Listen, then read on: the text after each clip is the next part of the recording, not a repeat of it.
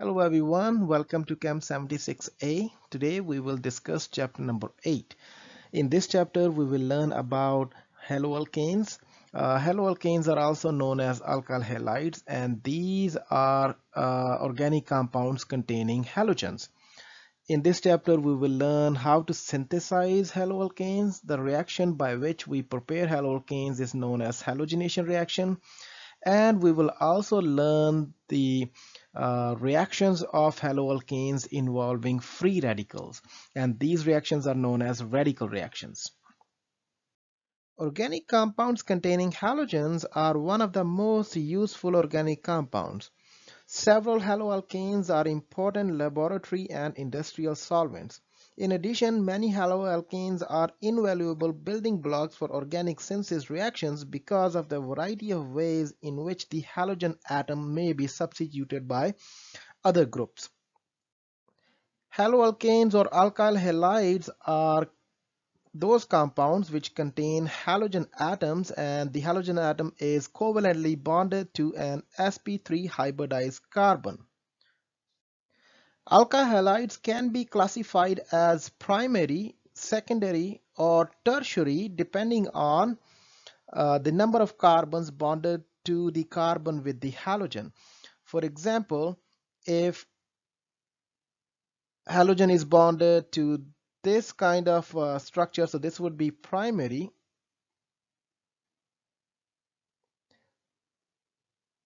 and for secondary,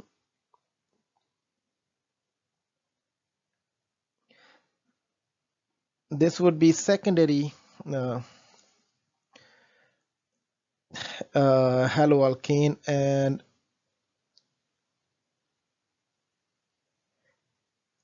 this kind would be classified as tertiary.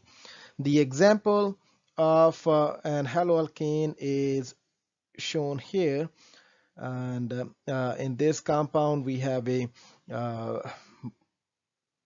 bromo group connected to a propane alkyl chain, and as we can see that this is a primary alkyl halide. The general symbol for alkyl halides or haloalkane is Rx, where R is an alkyl chain and X can be any halogen. It could be fluorine, chlorine, bromine, or iodine.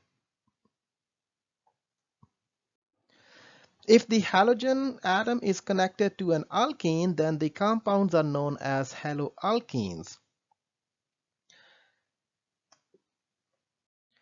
So therefore, haloalkene is a compound containing a halogen atom bonded to an sp2 hybridized atom. An example of haloalkene is shown on the right side.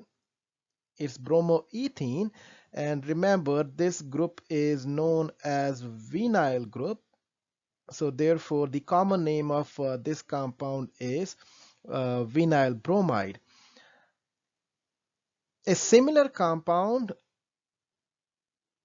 to vinyl bromide is vinyl chloride. This is vinyl chloride, and vinyl chloride acts as a precursor to make a polymer called PVC. PVC stands for polyvinyl chloride, and PVC one of the most commonly used plastic material. If a halogen is bonded to a benzene ring, then the resulting alkyl halide is classified as haloarenes or aryl halide. So aryl halide is a compound containing a halogen atom bonded to a benzene ring. Aryl halides are denoted by symbol ARX, where AR stands for aromatic benzene ring and X is the halogen. We will study more about aryl halides in chapter number 21. The nomenclature of haloalkanes is similar to nomenclature of alkanes. Halogens are treated as a substituent group just like any other alkyl group. No special preference is given to halogens. While naming these compounds, first we select the longest chain, which is also known as parent chain, and then we number the parent chain. The numbering of parent chain is done from that side which gives the substituent encountered first the lowest number. Whether that substituent is a halogen or alkyl group, no distinction is made. Then we indicate the halogen substituent by prefixes fluoro, chloro, bromo, and iodo and list them in alphabetical order with other alkyl substituents. The name of organic compound is assembled similar to the way we assemble the name of alkanes. In haloalkenes, we number the parent chain to give carbon atoms of the double bond the lowest set of numbers. So in other words, the double bond is given preference over the other substituents. For example, if we have an alkyl halide in which we have these substituents,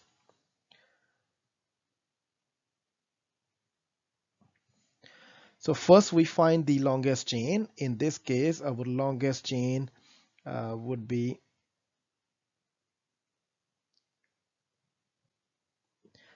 this one, and then we number it, and we number from that side, which gives the substituent encountered first the lowest number. For example, if we number from the left hand side, then our first substituent would be bromo, so that's, and we will encounter that substituent at number 3 position. But if we number from the right hand side, then again our first substituent would be at number 3 position, but then it is methyl. If you have this kind of situation in which the first encountered substituent is getting the same number, then we alphabetically give the preference. So for example, from the right hand side, our substituent is methyl, and on the left hand side our substituent is bromo, so therefore alphabetically bromo comes first. So therefore in this case we will number from the left hand side. So the name of this compound would be 3-bromo. So let's continue. So at number 4 and number 5 position we have methyl, and total length of the chain is 7. So it would be 3-bromo 4,5 dimethyl, and because it's 7 carbon long chain, so in this case it would be heptane. However, if we have a compound in which we clearly have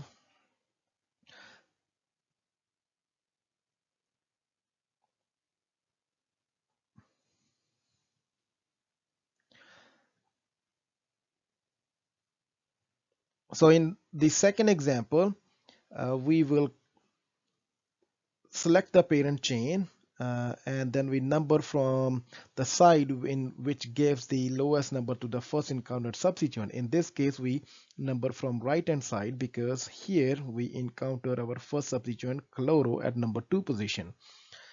So in this case the name of this compound would be 2-chloro 3-methyl pentane.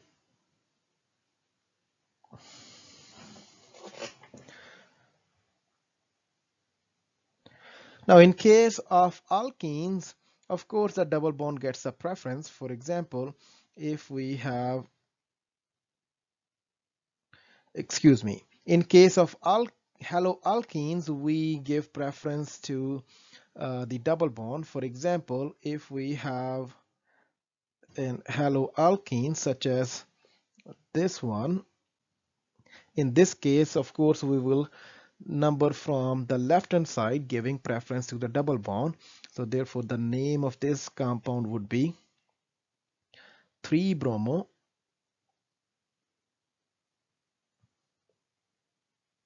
1-butene. Let's take a look at few examples of haloalkanes. In first example, as we learned that the parent chain is numbered from that side, which gives the lowest number to the substituent encountered first. If from both sides we encounter the substituent at same number, then we select the side by alphabetical order.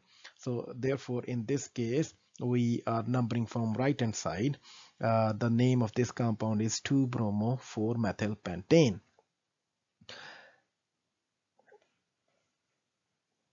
In the second example, the preference is given to the functional group. Remember, halogens are substituents. They are not functional groups. Therefore, they do not receive any preference. So therefore, we number it in such a way that the functional group gets the lowest number, which would be 1 in case of cycloalkanes. And then we either number clockwise or anti-clockwise, and we choose a side which gives the lowest number to the alkyl substituent. So in this case, we will number anti-clockwise. So therefore, the alkyl, the halogen will get number 2. So therefore, the name is trans-2-chlorocyclohexanol. We do not need to say 1-cyclohexanol because the alcohol group is understood that will always get number 1. In case of haloalkenes, the alkene part is the functional group. Therefore, the double bond gets the preference, and double bond will always be between number 1 and number 2 carbon. So therefore, the name of this compound is 4-bromo-cyclohexene. Again, we do not need to say 1-cyclohexene because in cyclic compounds it's understood that the functional group gets the number 1. Some alkyl halides are also known by their common names. The most common haloalkanes in which we use the common name are vinyl chloride. Remember, the ethenyl group is commonly known as vinyl. So this group is vinyl group, and propenyl group. So this propenyl group is known as allyl. So these are the common alkenyl groups. So therefore, this haloalkene is commonly known as vinyl chloride, and this haloalkene is commonly known as allyl chloride. Organic compounds containing multiple halogens are known as polyhaloalkanes. Several of these polyhaloalkanes are common solvents, and they are generally referred to by their common names. For example, the IUPAC names of these solvents are dichloromethane, trichloromethane, and for number 3 is 1,1,1-trichloroethane. However, in labs, we commonly know them by the names of methylene chloride and chloroform and methyl chloroform. Another commonly used solvent is trichlor, and its IUPAC name is trichloroethylene. Both methyl chloroform and trichlor were common solvents in many industrial reactions. However, due to their toxicity and environmental hazards, they have been phased out and they are rarely used in any industrial operation.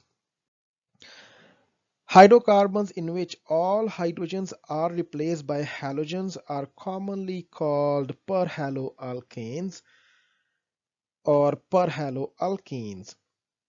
Examples of these compounds are shown here. Perchloroethylene is commonly known as perc, and it is used as a dry cleaning solvent. But because of its toxicity, this is also getting phased out. Halogens have relatively high electronegativity values. The electronegativity value of carbon is 2.5, and as we can see from this table that fluorine, chlorine, and bromine have electronegativity values greater than carbon. Therefore, in organic compounds in which carbon is bonded to either of these three halogens, the resulting bond will be a polar bond. and in this polar bond the halogens will have a partial negative charge and carbon atom will have a partial positive charge. Because of this separation of charges, there will be a dipole moment in this bond. The magnitude of this dipole moment depends on the size of the partial charges. It also depends on the distance between them, and it also depends on the polarizability of unshared electron pairs on halogen.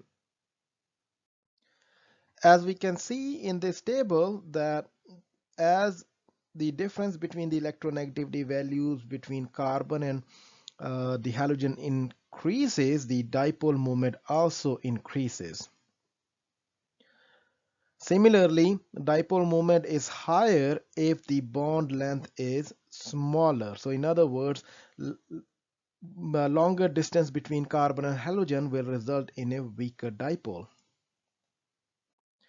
So although haloalkanes contain a polar carbon and halogen bond and it will result in a formation of dipole, but because the remaining molecule normally contains carbon and hydrogen bonds and carbon and hydrogen bonds are nonpolar, therefore alkyl halides are weakly polar molecule.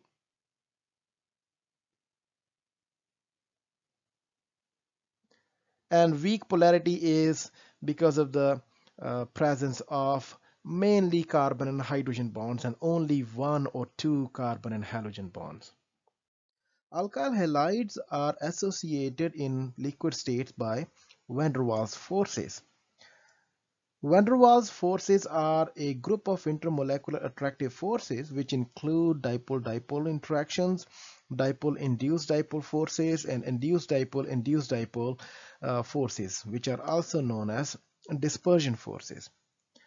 Van der Waals forces are named after a Dutch physicist J.D. van der Waals, who gave the idea that when two atoms are brought to closer,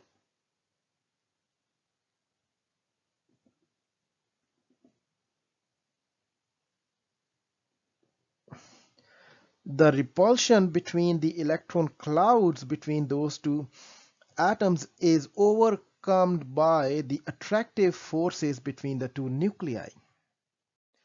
So in other words, when two different atoms are brought closer to each other, they have more attractive forces, and these attractive forces are combination of any of these three forces.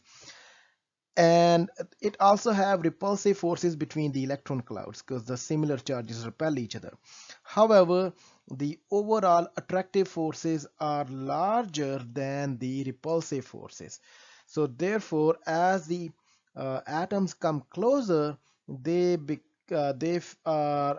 became more stabilized. So overall, there is a decrease in the energy of these two atoms. So more closer these two atoms come to each other, more stronger will be their attractive forces and more stable they will feel. Until a point is reached that after which the repulsive forces starts increasing. So at that point, these two atoms will be at a distance where their attractive forces are the strongest and their energy will be the minimum. So according to the van der Waals concept, the energy is minimum where the net attraction is the strongest. Non-bonded interatomic and intermolecular distances at these minima can be measured by a technique called X-ray crystallography, and each atom and group of atoms can be assigned a van der Waals radius. So let me briefly explain what is van der Waals radius. For example, consider this is hydrogen atom and this is another hydrogen atom. So when they are farther apart from each other, they feel some kind of a dipole-dipole or dipole-induced dipole interaction, so they come closer to each other. Because more closer they come, more stable they will feel, so their energy will be minimum, or energy will start decreasing. So they start coming closer and closer, and eventually they will reach a point when they are at a distance where the interaction is the strongest. Now, beyond this point, the repulsive forces start winning. So this is the distance at which two atoms are closest to each other. So the distance between the two nuclei at this point is known as van der Waals uh, distance. And if we take the half of the van der Waals distance, then that will be equal to the radius of each atom. So this would be this distance between half the distance between the two nuclei is known as the radius of each atom, or van der Waals radius.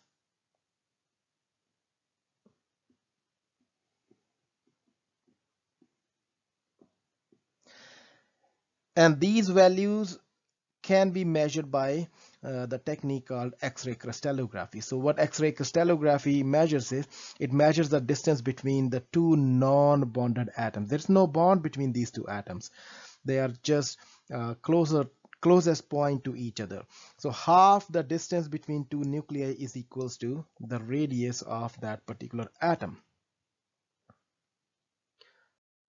So non-bonded atom in a molecule cannot approach each other closer than the sum of their van der Waals radius without causing the non-bonded interaction strain. So in other words, the two non-bonded atoms cannot merge more than their van der Waals radius. Otherwise, they will feel squeezed to each other or squished to each other, which will cause the non-bonded interaction strain. The values of van der Waals radii of various atoms are listed in this table. The boiling point of a substance depends on the strength of the intermolecular forces between its molecules. The intermolecular forces can be a combination of dispersion forces or dipole-dipole interactions. As we defined earlier in this chapter, that together these forces can be grouped as van der Waals interactions. As you may recall earlier, that in case of hydrocarbons such as alkanes, the branched alkanes with similar molecular mass have lower boiling point than the linear or straight chain alkanes. For example, if we have a branched alkane with 6 carbons and we have a linear alkane with 6 carbons, the branched alkane will have low boiling point as compared to the linear alkane with similar number of carbon atoms. The reason is that in case of branched alkanes, its shape is spherical or roughly spherical, which is more compact. More compact means less surface area. Less surface area means smaller dispersion forces, because dispersion forces depend on the size, and smaller size means smaller dispersion forces. Hence, the boiling point of branched alkane is lower. However, for an alkane and haloalkane of comparable size and shape, the haloalkane has a higher boiling point. For example, ethane has a boiling point of negative 89 degrees Celsius. On the other hand, bromomethane has a boiling point of 4 degrees Celsius. Both of these molecules have almost similar molecular mass as well as the similar surface area. So if the mass and shape and effective surface area of these two molecules are similar, then how come there is such a large difference in the boiling point of haloalkanes? This difference in boiling point is due to the dipole moment in bromoethane as well as its greater polarizability. Yes, there is a dipole moment here which increases the boiling point because dipole forces are more stronger. However, another property which plays important role is polarizability. Haloalkanes have higher polarizability. So what is polarizability? Polarizability is a measure of the ease of distortion of the distribution of electron density about an atom. So for example, consider two atoms. One is smaller in size and it has a bunch of electrons around it, and it has a bunch of protons in the nucleus. The other atom is larger in size, so its electrons are spread a little bit farther from the nucleus. So if an ion comes closer to it, to the larger atom, for example a positive ion or maybe a positive end of a dipole come closer, so because the larger atom electrons are more spread apart, there is a more chance that they will distort more. So in other words, when an external force is present nearby, such as a positive end of a dipole, then the electron cloud will get distorted. So more electrons will come towards one side and less will be on other side. So this is known as polarizability. Smaller atoms hold their electrons more tightly together, such as fluorine. So in case of fluorine, the electrons will be held closely together to the nucleus because fluorine is such a small atom. So it has low polarizability. So it means the electron cloud in case of fluorine cannot be distorted by external forces. And atoms such as iodine or bromine, their size is large, so they have high polarizability. And we can recall that this distortion in the size generates an induced dipole, and this induced dipole, because now this end of the atom will become positive and this end will become negative, and this induced dipole will result in stronger intermolecular forces. So in other words, if our molecule contains a large atom such as bromine or iodine, those atoms will have larger polarizability, which will result in stronger intermolecular forces, and hence their boiling points will be higher. As we learn in case of alkanes, the branched molecules have a smaller surface area and hence they have smaller dispersion forces. As a result, their boiling points are low. Similarly, in case of haloalkanes, among constitutional isomers, the branched isomers will have a more compact shape, decreased area of contact, and hence the resulting van der Waals attractive forces will be low and their boiling points will also be low.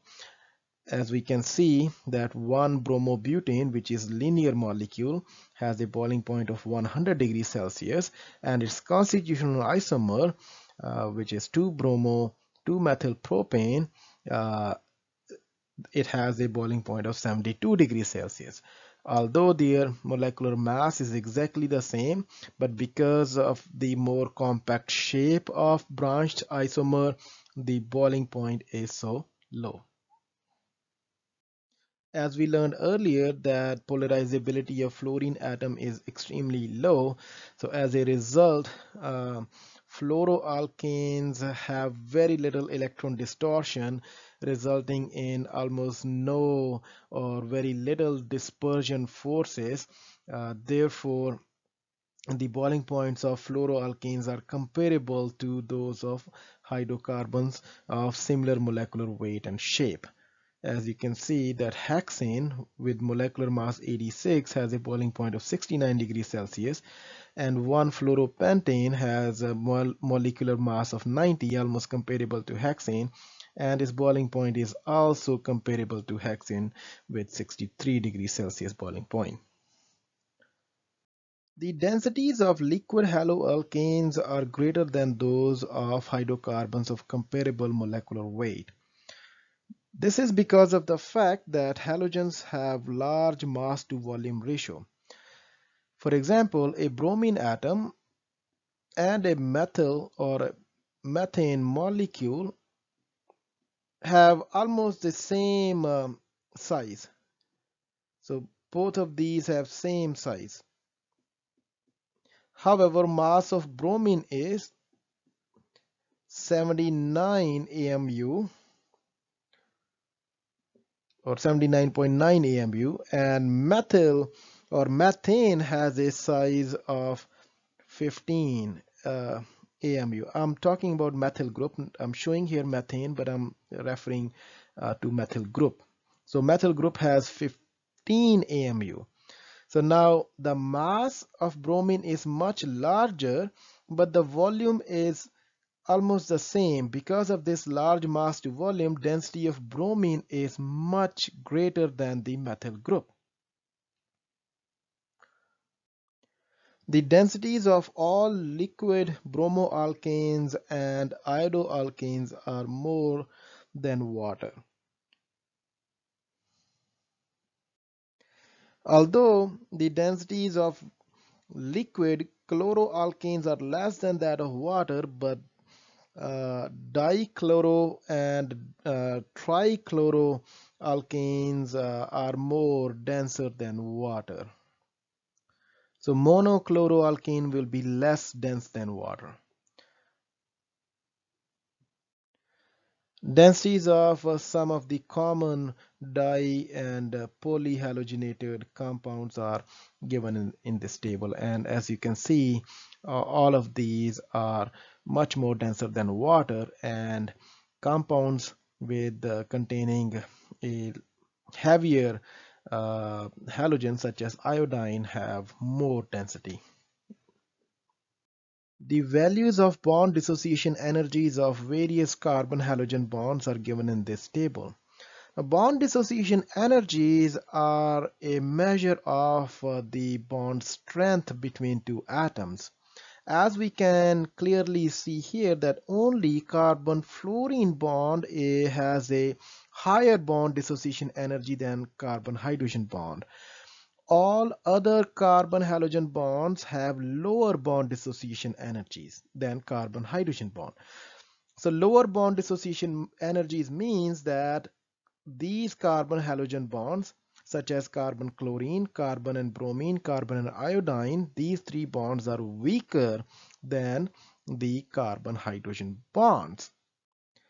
These relationships between the bond strengths and bond lengths will help us to understand the difference in the ease with which haloalkanes undergo reaction that involves carbon-hydrogen bond breaking.